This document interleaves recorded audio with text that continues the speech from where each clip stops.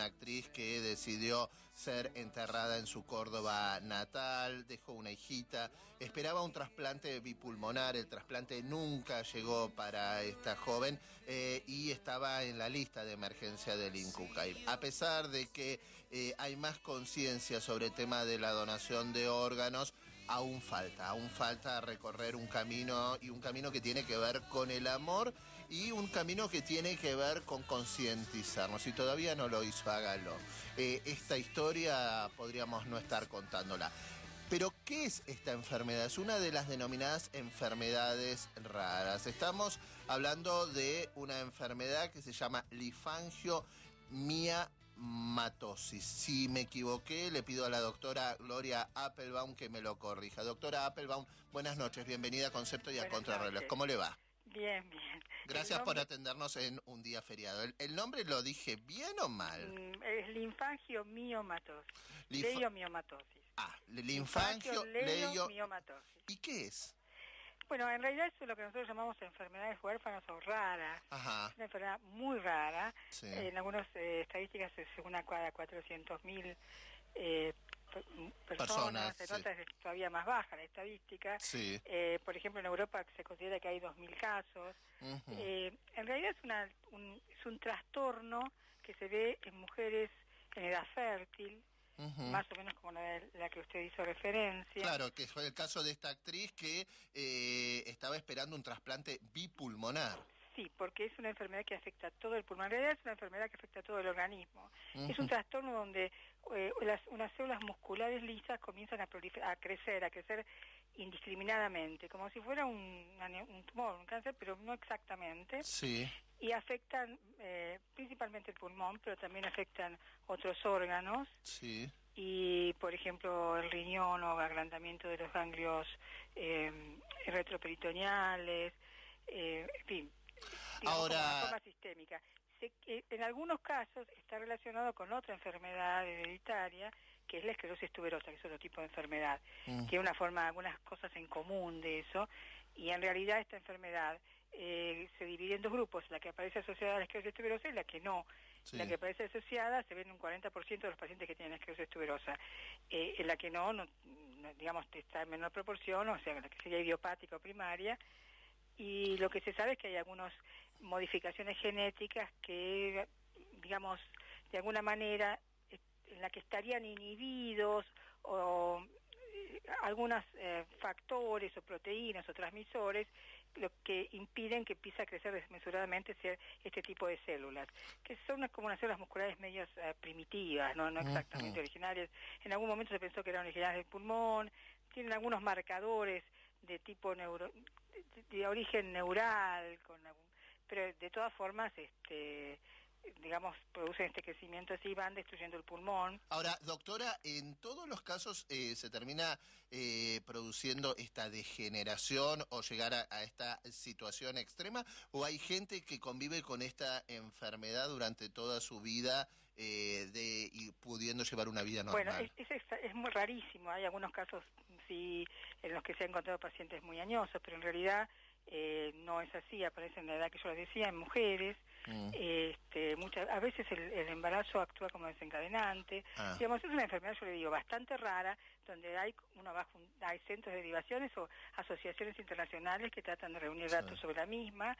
Hay algunas cosas que se intentan hacer para tratamiento con un éxito variado. ¿Cómo qué?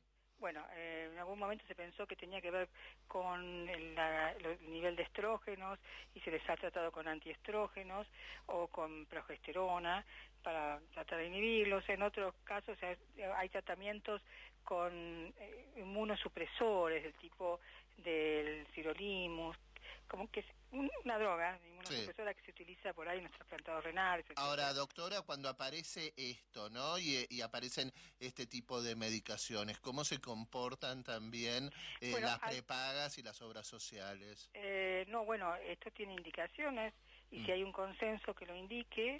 De todas formas, son tratamientos un poco en fase 2 o 3, no totalmente... ¿Qué fase 2 o fase 3? Son las primeras fases cuando se empieza a estudiar la medicación y ver qué efecto tiene, primero sobre animales, después sobre voluntarios, digamos, y en estos casos dada la poca cantidad de pacientes, también es más difícil recoger datos, ¿no? Claro. Pero sí, lo que pasa es que cuando no responden a ninguna de estas medicaciones, y digamos la indicación es trasplante bilateral de pulmón. Ajá. Esto, en el porcentaje de trasplantes, por ejemplo en Europa, solamente el 1% de los trasplantes pulmonares es por este tipo de enfermedad, por la rareza de la enfermedad, ¿no? En general tienen una evolución aceptable. Lo que sucede es que ha habido algunos casos donde ha reaparecido la enfermedad en pulmones trasplantados, ¿no? Ahora, pero en el caso de esta jovencita, no llegó. El No, trasplante no no lleva tiempo, llegó. es muy difícil, pues hay que hacer un trasplante bilateral, ¿Qué es porque bilateral de de los dos pulmón? pulmones, porque Ajá. cuando uno hace a veces trasplantes en otro tipo de patologías, puede trasplantar un pulmón. En este caso hay que trasplantar los dos, porque el pulmón que no se trasplantaría, que digamos que no fue trasplantado, es un pulmón. Una de las manifestaciones que tiene esta enfermedad es que como hace quistes pulmonares, Sí. muchas veces estos quistes se rompen, hace lo que nosotros llamamos neumotórax. Ajá. Entonces, si el pulmón que no se trasplantó quedó, podría ser ese tipo de problemas. El trasplante en este caso es bilateral. Ahora, y usted dice que es mucho más complicado poder lograr el trasplante de dos pulmones que A ver, dar... esto depende de la... A ver, no es que sea más o menos complicado, el problema es que se hace con donante cadavérico, Sí. tiene que presentarse, digamos, tiene que ser compatible.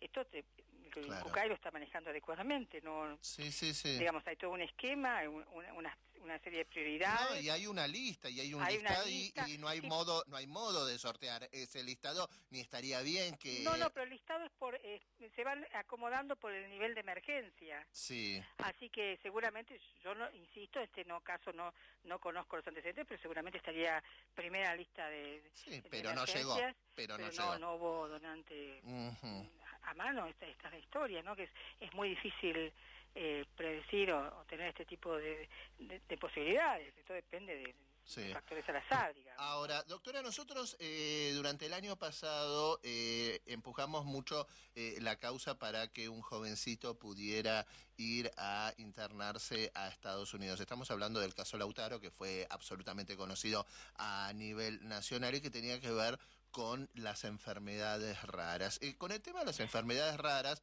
hay una situación que también es extraña, ¿no? La ley existe, pero no se aplica, no está reglamentada, ¿no? Hay varias causas por las que las enfermedades raras o huérfanas no se hacen, es porque por ahí son muy pocos los casos. Sí, porque... pero son personas que necesitan no, el derecho pero a la lo que salud. pasa que, bueno, yo creo que cada paciente, desde el punto de vista del paciente, es un individuo, debe ser considerado como tal. Sí. Pero lo cierto es que las enfermedades que tienen muy baja incidencia, ¿no? El avance en la investigación de los casos o los tratamientos posibles no es lo mismo como en las patologías donde hay una gran cantidad de pacientes, donde se puede recoger datos, se desarrollan más medicaciones. Por ejemplo, yo le doy un ejemplo de algo que yo manejo mucho todos los días, que es el EPOC, la enfermedad pulmonar obstructiva crónica. Bueno, lo que mató a Sandro, ¿no? Exactamente. Si la gente no fumara, no estaríamos hablando de EPOC, ni haríamos nada de esto, porque la verdad que hay algunas otras causas mínimas, pero que su incidencia es poco importante. Esta enfermedad, por el contrario, afecta más de un 10% de la población. Entonces, tiene también que ver con esto, que el nivel de hallazgos que puede haber en enfermedades muy raras no es lo mismo que cuando enfermedades de mayor prevalencia.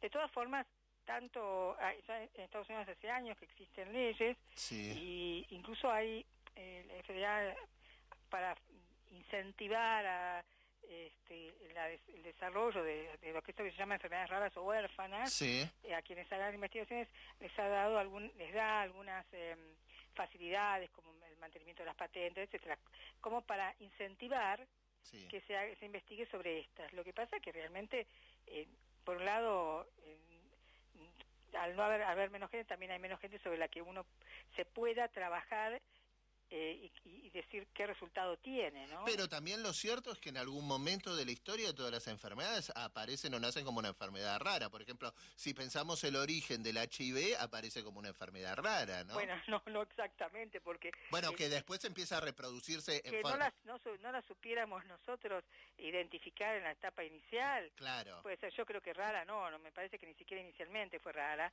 por ahí digamos, nos llevó tiempo. Claro, pero era esa enfermedad que se la llamaba la peste rosa, que se ubicaba entre los homosexuales, que empezaba en San Francisco, ¿sí? Sí, pero igual fue una epidemia, después se produjo una epidemia. Me parece que estos son más aislados los casos, lo cual no significa que no se deba hacer. Yo le cuento cuáles son las inconvenientes o qué pasa por lo que esto es más lento, ¿no? De todas formas... Ahora, el tema es que también los tratamientos son costosísimos y que la gente no los puede encarar. En el caso de Lautaro, si los padres no se movilizan a nivel social, esto significaba $1 millón la internación en Estados Unidos. Y si el Estado no apoya, no empuja y no contribuye, se le complica la vida a la gente. Sí, pero creo que, bueno, hay distintos resortes legales y para cubrir distintas cosas de acuerdo a la patología del paciente, sí, a lo que se puede resolver. Yo no recuerdo el caso, ¿cuál era la patología de base de Lautaro? Yo después le voy a dar específicamente el nombre, es una enfermedad rara, leucodistrofia. Y ya voy a tratar. Está bien, sí. Bueno, no, obviamente de esto hay lugares, sí, las enfermedades raras, como les decía hace un rato, como son pocas, suelen ser derivadas a centros específicos de atención. Entonces, donde se concentran el mayor manejo o los conocimientos o los resortes nuevos de tipo investigativo que existen. Entonces, digamos, la manera... El tema es que se reglamente esa ley, ¿no? Y que se aplique, porque si la ley existe, me parece que tiene que poder aplicarse para todo el mundo y para que todo el mundo pueda tener derecho a la salud, ¿no? Yo supongo que se está aplicando, me parece que las leyes que hay en este momento son de cobertura en general bastante amplias. A ver, yo he entrevistado mucha gente con enfermedades raras y la queja es esta, es decir, de alguna manera es la falta de acceso a la medicación o la dificultad para que las coberturas médicas o las obras sociales se hagan cargo, es decir, y los tiempos, ¿no? Los tiempos de todos los trámites. Lo que también sucede es que hay muchas medicaciones en etapa experimental sí, que no siempre deben ser usadas, está bien usarlas, porque son en etapa... Sí, a ver, lo que siente la persona afectada es muy razonable, es claro, pero hay medicación que desde el otro punto de vista, desde el punto de vista médico, cuando uno piensa en eso, hay cosas cuya eficacia no está probada, que tienen efectos secundarios que es muy difícil tolerar. No, el tema es que cuando está en riesgo la vida uno prueba absolutamente todo, ¿no? Siempre que eso no implique acortar el lapso que le queda. Ahí, ese es como un filo muy delgado, ¿no? Sí, es un dilema complejo. La enfermedad de Lautaro se llama leucodistrofia metacromática. Sí, bueno, donde existe algo, bueno, yo creo que sí, pero donde entra en este tipo de la etapa experimental, bueno, la verdad que...